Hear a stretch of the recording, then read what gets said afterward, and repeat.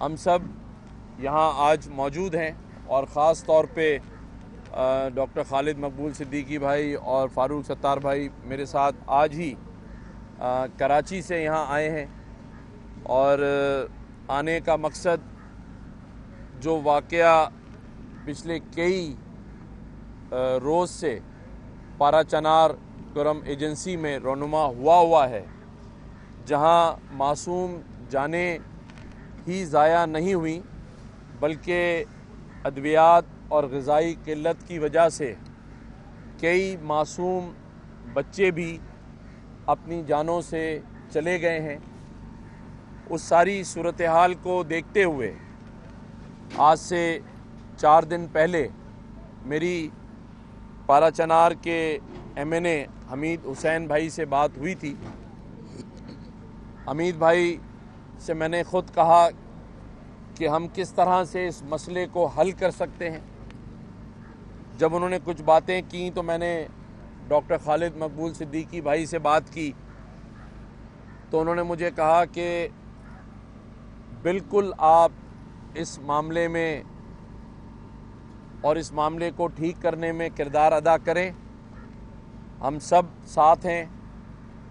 اور پھر جب یہ بتایا گیا کہ وہاں ادویات اور غذائی قلت ہے تو میں نے ہمارے کراچی کے ایک نوجوان جو کہ پورے پاکستان میں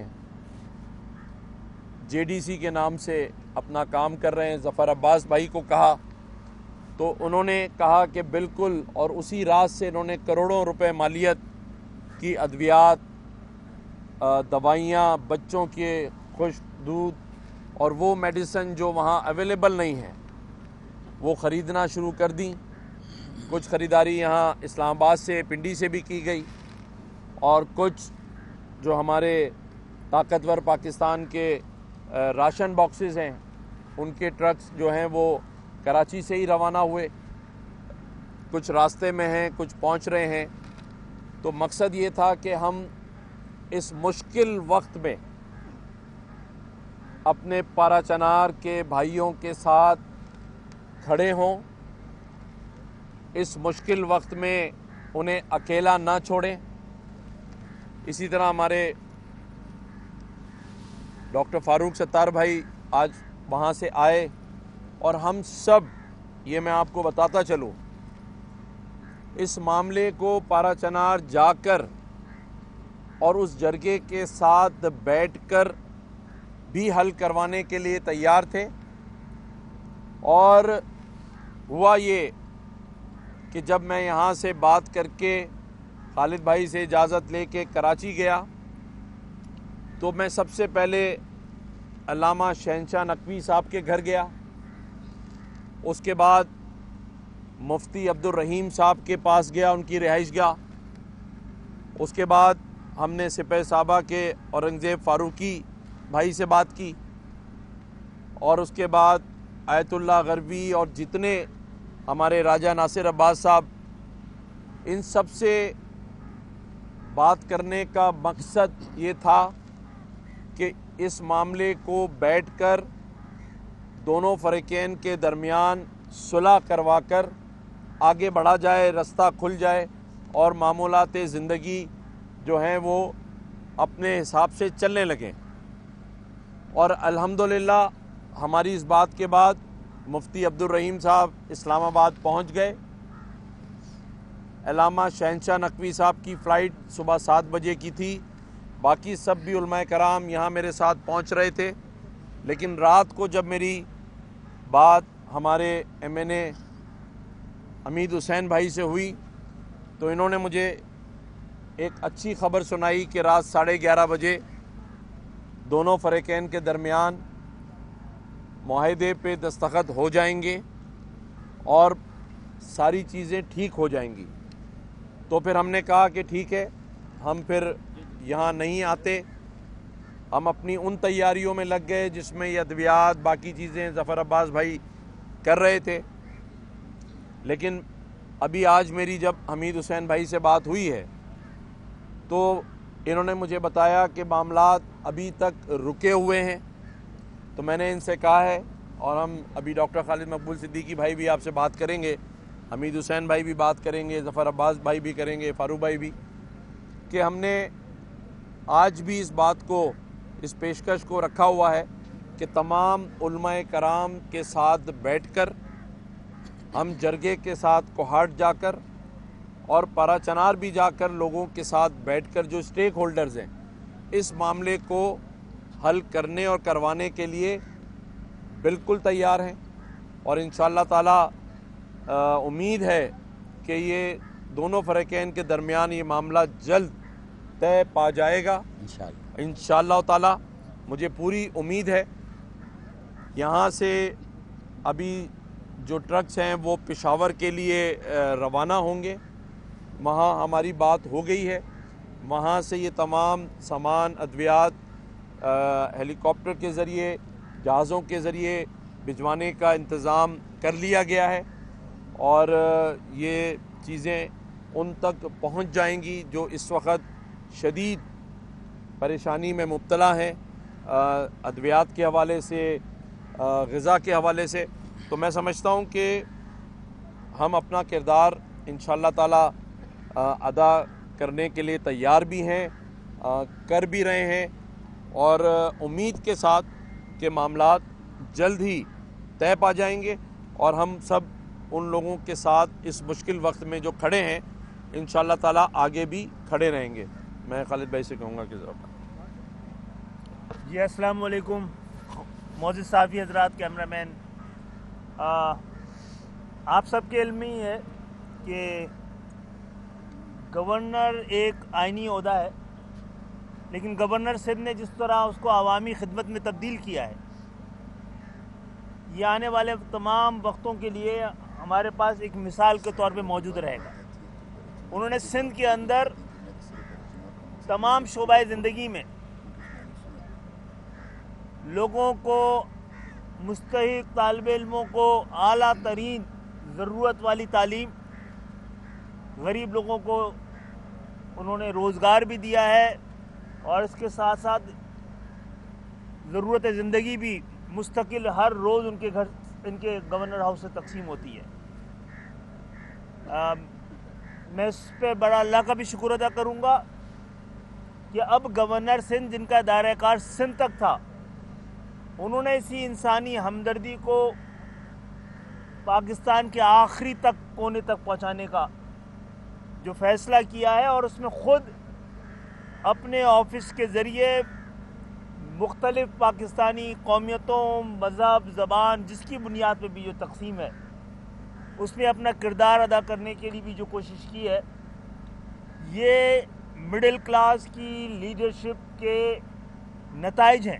جہاں جہاں بھی یہ طریقہ کار کہ وہ لوگ جو عام پاکستانیوں کے دکھ اور درد سے نہ صرف واقف ہوں بلکہ اس سے گزرے ہوں, وہی یہ کام کر سکتے ہیں.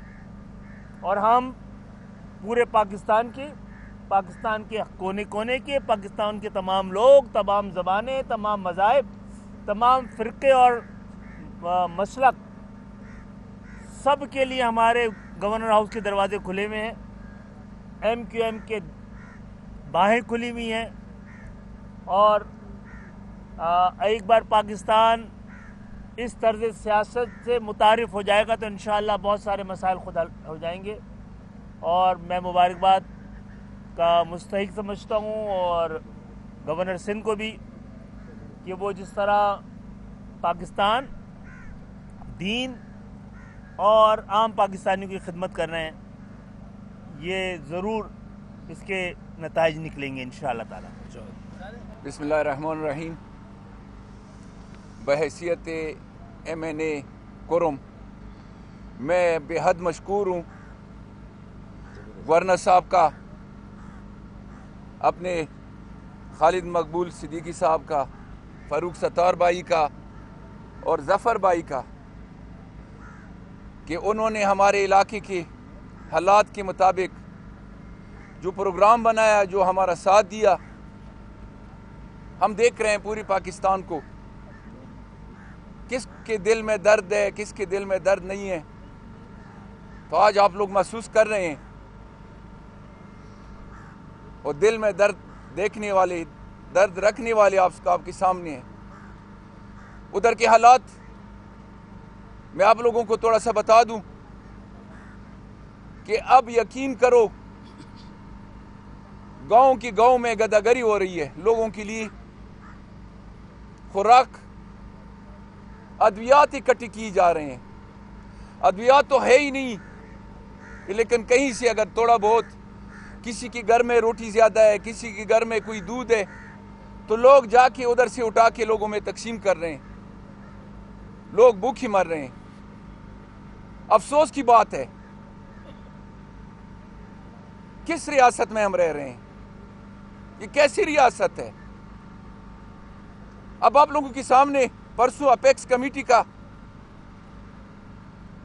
ایک فیصلہ آ گیا جس میں کہا جاتا ہے کہ سب سے پہلے اسلحہ جمع کریں پھر روڈ کھولیں گے. تو اسے آپ اندازہ لگائیں کہ روڈ کس نے بند کیا ہوا ہے. آیا وہ شیرخوار بچہ جو دودھ پیتا ہے اس کے ہاتھ میں بھی اسلحہ ہے جس کے اوپر آپ نے روڈ بند کیا ہوا ہے؟ وہ ناموس جو گھروں میں بیٹھی ہوئی ہیں جن کے لیے آپ لوگوں نے روڈ بند کیا ہوا ہے, ان کے ہاتھوں میں بھی بندوقیں ہیں. یہ کیا طریقہ ہے؟ روڈ کو ایز اے ٹول استعمال کیا جا رہا ہے. کس کو شوق ہے کہ وہ اسلحہ رکھیں؟ کوئی بھی نہیں چاہتا کہ وہ کتاب کی جگہ اس کے ہاتھ میں اسلحہ ہو. لیکن ادھر جو احساسات ہیں پوری قوم میں, اور جو میں یہ بھی بتا دوں, جو یہ تاثر دیا جا رہا ہے شیعہ سنی کا, شیعہ سنی ادھر بھائی ہیں, کوئی اختلاف اس قسم کا نہیں ہے. لیکن افسوس کہ یہ نام دیکھیں, اس پر جو ڈرامہ رچایا جاتا ہے, بہت افسوس کی بات ہے. ادھر میں ریاست کی ناکامی سمجھوں گا اور یہی کہوں گا کہ ریاست کی ناکامی ہے کہ اپنا ریٹ قائم نہیں کر سکتے.